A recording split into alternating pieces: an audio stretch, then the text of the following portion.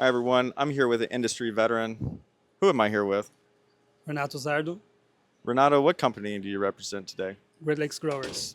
All right, how's the show been for you so far? It's been very interesting. I was missing a show that was tailored to lettuce growers. So we have like the biggest names of the industry here showing us what they have learned on research and also applicable to the real world. That's what we lack in our industry.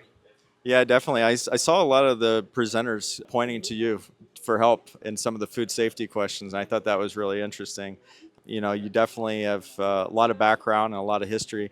Can you talk a little bit about your history and all the things that you've done in your career? Because I think it's quite interesting if you look at your background. And could you just talk a little bit about that? Sure. Thank you. First of all, I came to the United States in 2008 for an internship at Green Circle Growers. I am originally from Brazil, where I came back after my internship, got my master's. Then after the master's, they invited me over, started working at Green Circle Growers with my wife, which also did internship. She was at North Carolina at the time. I worked at Green Circle for 5 years, where I was pretty much running the whole plant health management for the whole company. It was more than 200 acres. At Green Circle, I did a master's here at Ohio State University. Was basically working on biological. That's how we started. Was the first company who had the poinsettias being neonic free in the country. Was us, and that led to the Young Grower Award that I got in 2013. From Green Circle, I went to Nature Fresh Farms. That's how I learned to work with hydroponics. It was an amazing experience. You know, we could focus. You go from almost 150 crops on flowers to one crop, so you can focus on the crop. High tech greenhouse was an amazing experience. And then I joined Cooper team for the East Coast, the whole East Coast of the United States. And at the time, we didn't have like a lettuce market. So I basically worked with them developing the market for the company. That's where I met the owner of Great Lakes Growers. And after 2 years consulting for him, and he was persuading me, I started working full time for Great Lakes Growers. That's where I am right now.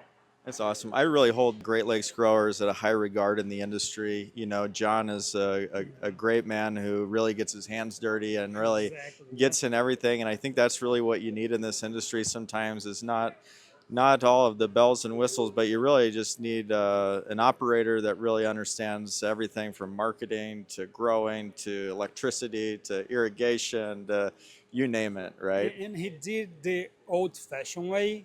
He started small with his own money. He didn't get financed by anybody. He didn't get a bunch of loans from anybody. He didn't get like a group of investors. Start small, create a market, got better, and started spending that marketing little by little.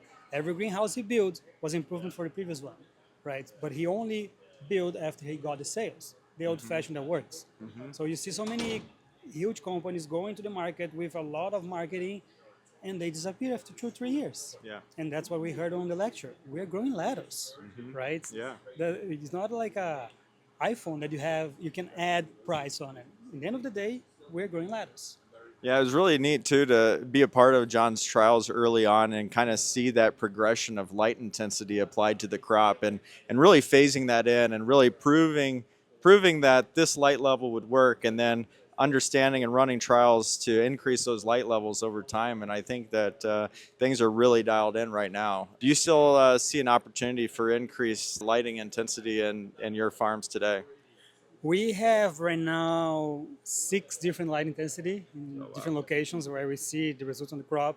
Really varies between cut lettuce and whole head, right? Yeah. And as we saw, not only light goes along with CO2 and temperature. Are we on the maximum? Probably not. Do I want to go the next step?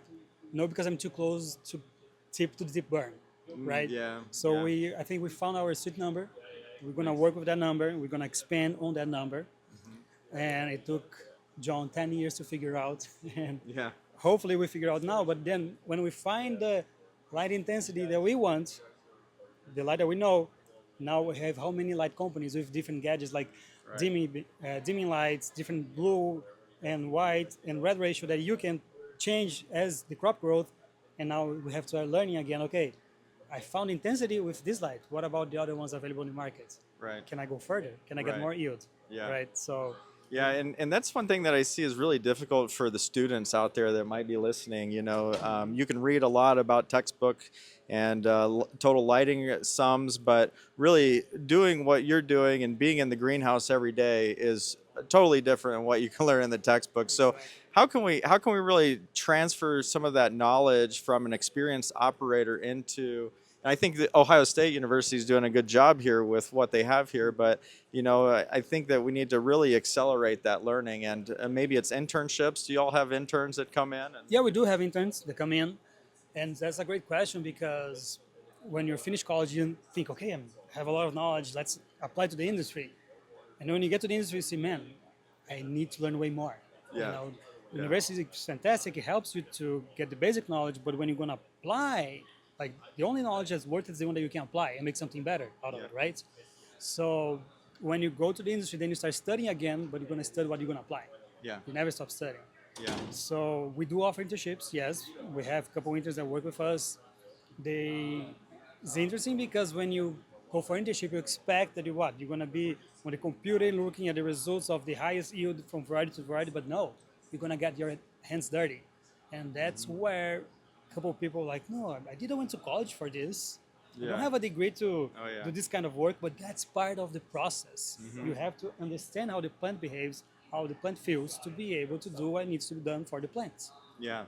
It's great. And how do sensors play into that now today? I know y'all are using some neat gadgets over there in the farm. Do you see sensors really understanding the plant and then driving, say, the light or the irrigation, the EC, et cetera, pH to the crop based upon their readings, whether it's as simple as crop leaf temperature or anything else? Do you see a future of where the grower is kind of taken out of the equation and we're running it with sensors and autonomous learning? I see the autonomous learning as a great tool, but not taking the grower out of the equation completely.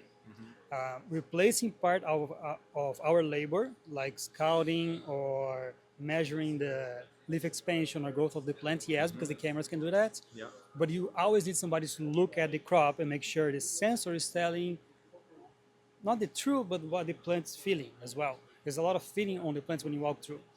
I see a lot of sensors working perfectly for crops like tomatoes and cannabis because you have most incentives on those crops or higher demand. So it's natural they're going to show first for those crops, then the lettuce. But once it gets to a certain level in the cannabis industry or in tomatoes, they're going to create for peppers, cucumbers, and lettuce and strawberries, right? So it's just adapt from one crop to the other.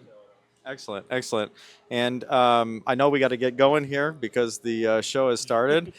So I appreciate your time, Renato. Always a pleasure to catch up with you, and hope you have a great show. Thank you. Same to you. Thank